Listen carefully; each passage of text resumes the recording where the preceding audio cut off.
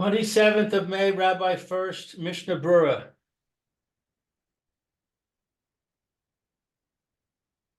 Good morning again. This is Rabbi Shlomo Furst here, Shiva Samanashi here in Shlaim Care Zoom, our second shir, learning Mishnah, currently beginning Hilchos Yom Tov. That's in Simin Tov Tzadi Dal, no, excuse me, Tov Tzadi Hey. Simin Tov Tzadi Hey in the fifth volume of the Mishnah Berura. Yeah, okay, we started looking over Sif Aleph yesterday. Let's begin with Sif base. Sif base. Yeah. Let's see. Who would like to read? Mayor or Lou? Would you like to read?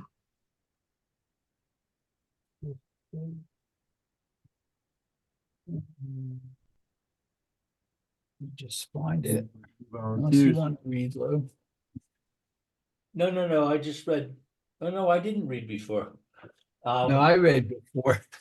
All right, yeah, I'll go ahead and read then. Okay, very good. So, Tira Utichina Uvetira Usachita Betida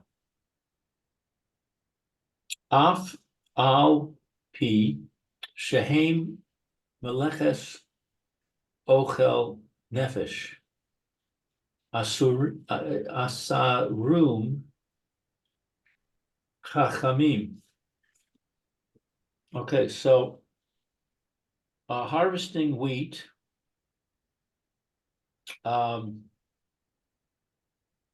and grinding and harvesting grapes and squeezing and trapping, even though they are for the work of food preparation, the Chachamim forbade them. Right. So you see from the way the Machaber is writing this, meaning these things, technically speaking, should be permissible because they're really for the necessities of eating. But Chazal came along and said they would be forbidden.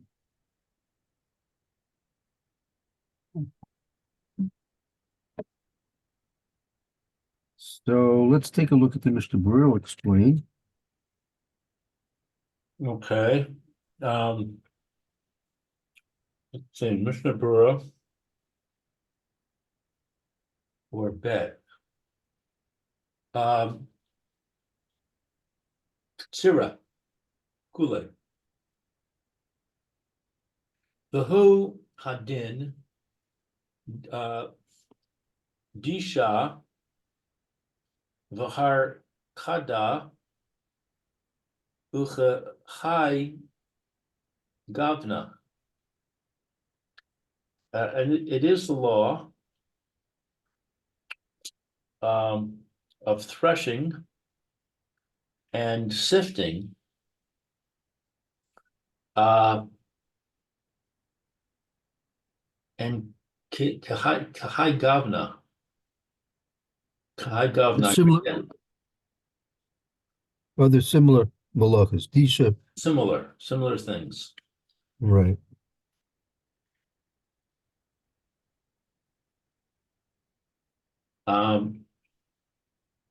So in other words, also these are included. Yeah, these also included, right.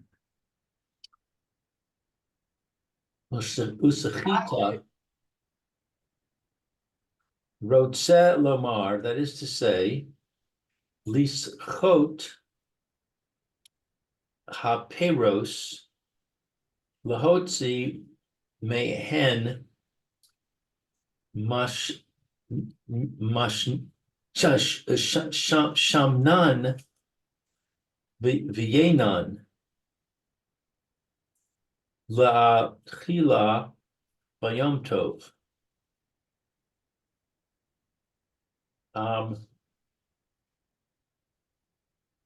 So, squeezing fruit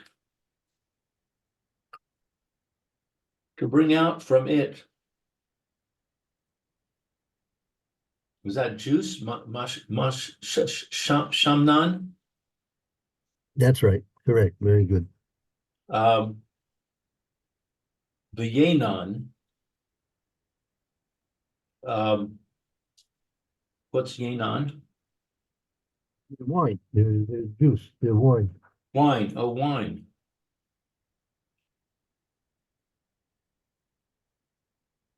To eat on Yom Tov. Like shmenam is their oils, yenam is their wines. Their oils and their wines. See, the So, Mishnah Berurah is being very careful using oils and wines. Meaning that could be taken as a clear reference to olives and grapes. As you may know, in Hilchos Shabbos, when it comes to squeezing various fruits and vegetables, so the two primary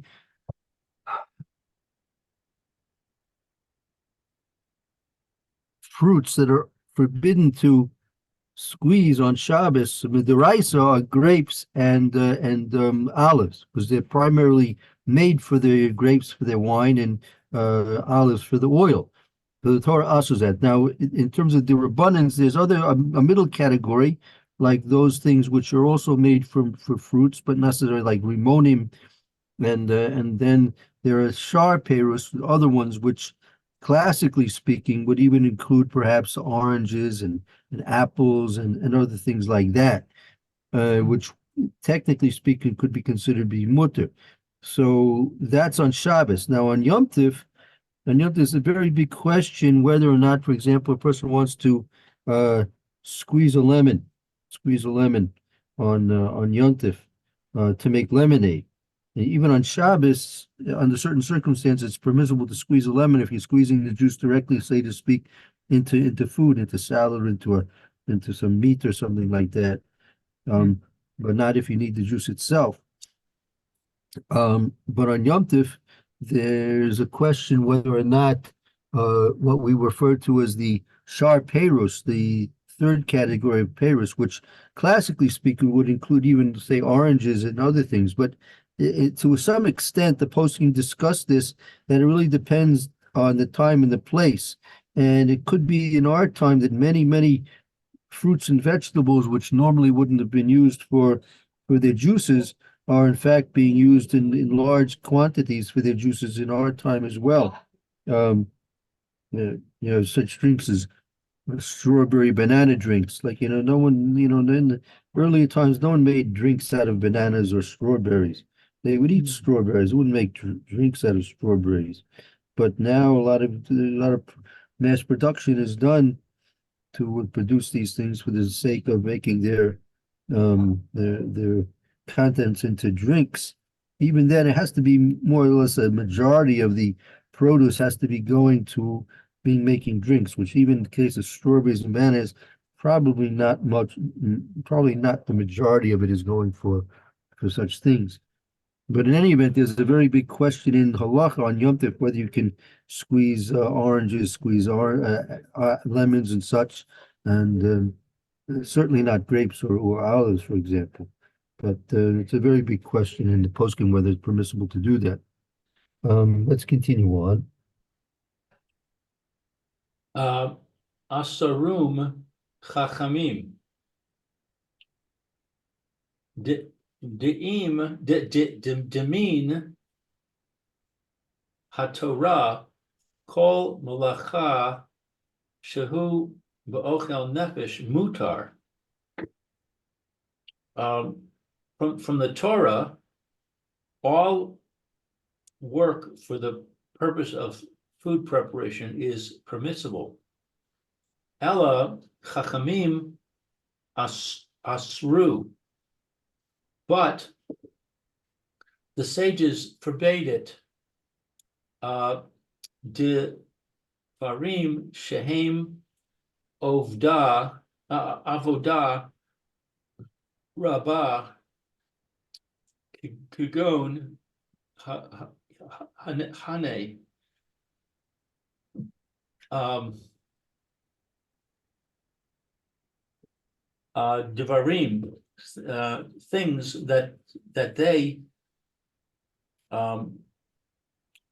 are service, great service. For example, Well, here, avoda means work. There's things which involve a lot of work a lot that of that Chazal stepped in. I mean, even though the Torah allows you to do anything you want for the sake of um, uh, food needs, right? Food preparation, but nevertheless, even those things which are mutter, completely more, you can't make more than what you need for that day of Yontif. Number one. Number two, Chazal stepped in, and in cases where the normal procedure was to use the foods for preparation for more than one day, meaning it would normally be made, you usually make things in mass. When, for example, we're talking about these things we mentioned here, tahina, grinding. You want to grind wheat. Like no one grinds a kilo of wheat, right? When you grind something, you grind grind 10 kilos, 15 kilos, you grind mass amounts. It doesn't pay at all to grind small amounts, right? right. So Chazal stepped in. So now a question which is dealt with is, well, what about something which is possibly ground in small quantities? For example, let's say, if you remember, they maybe still have it around. It used to be, you remember you used to check out at the A&P supermarket, and they used to have coffee grinders at the cash checkout, Yeah, sure. right? Right, you could get fresh ground coffee right there at the checkout, right? Remember those days? You grind a small bag of it. Right. Come enough on with a like little a week. bag, 4 or 5 ounces worth of fresh ground, and you take your percolator. Remember your percolator? Remember percolated coffee? Oh, that Oh, was it. That was a taste. That tasted like something, yeah. I remember the automatic coffee makers also, where there was a grinder as part of the coffee maker itself, and there was a timer, and you'd set the coffee maker so that you the night before you'd fill up the grinder with coffee beans, and then you'd set it so that at 6 o'clock in the morning it would grind the beans and dump them into the bin, and then make the coffee, so that when you woke up at 6:15, you would have extremely fresh coffee. That's Remember right. those? Right. That's the way to start the day for sure. Yeah. So there you have a case where even though when it comes to mass production, coffee beans are ground by the tons, right? But there are things in these cases where you grind just a little bit. Another case, a pepper mill, right? You probably have a pepper mill. You're familiar with a pepper mill. You grind fresh pepper right there at the table. Give a couple of twists, and you get fresh ground pepper. So the question is, are these things permissible?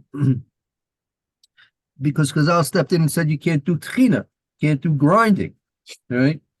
So on one hand, according to the Torah, you could. According to Chazal, you can't, because normally it's done for avoda rabbah. It's done with a lot of work, a lot of effort, and it's usually made for more than one day's consumption. But here, these things it's not a lot of work. It's just a couple of twists of the pepper mill. And you also have, of course, we're not talking about any machines that you're going to run on Yom Tov. That's obviously awesome. Talking about a hand coffee grinder, so, a hand ground pepper mill, these type of things, right? Right. So these things, it's very questionable. And the poskim don't go into details. Mr. Berura speaks about it in several of the places where maybe we get a chance to see it inside in the Berura about whether these type of situations are in fact mutter on Yom Tov or not. And what Okay, is this let's word Chane, It, um, Hey Nun Yud, Kagon, Heini Sha'adam Rugil, these. Heini these, Sha'adam Rugil Ksur Sadele Butzer Karmo Ke'echad. Right? These, for example, these, where they have these things, there's a voda rabbi, there's a great amount of work involved. That are Adam's Rugil, a person normally will kutzer Sadehu. A person normally when he cuts down, when he harvests his wheat, he harvests a whole field. No one harvests just enough of wheat to for a day's worth of bread. He cuts down the whole field. Butzur, when Carmel, when he's going to harvest his vineyard, he doesn't just take a couple of clusters of grapes and makes himself a bottle of wine from it. He harvests the whole vineyard. Ke'echad, all at once. Lidro, call anavim, and he squeezes all the grapes, ke'echad, all at once. right?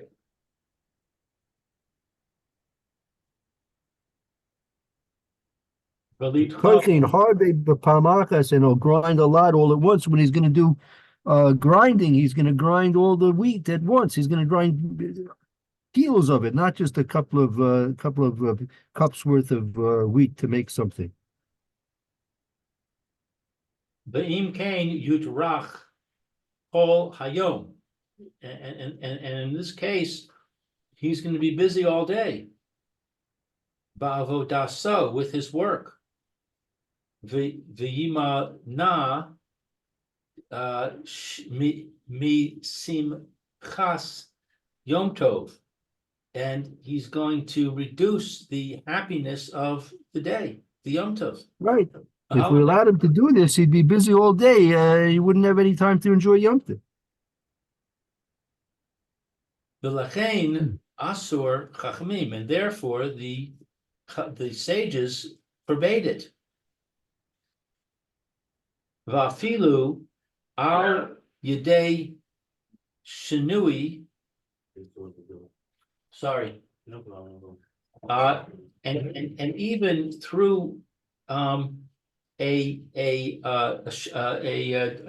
alternative way of doing the work, usher. Right, a deviation. If he's going to deviate, he's going to have even through a deviated way. It's still forbidden. Right. V'hinichu b'heteran rak divarim she mistama hein rak l'tzorech achilas yom tov.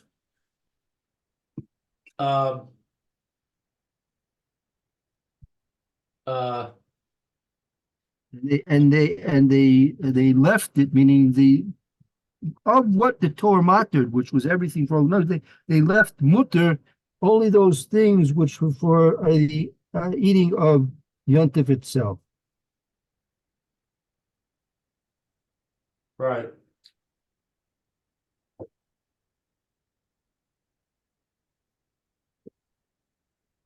Let's see. Okay, I tell you what.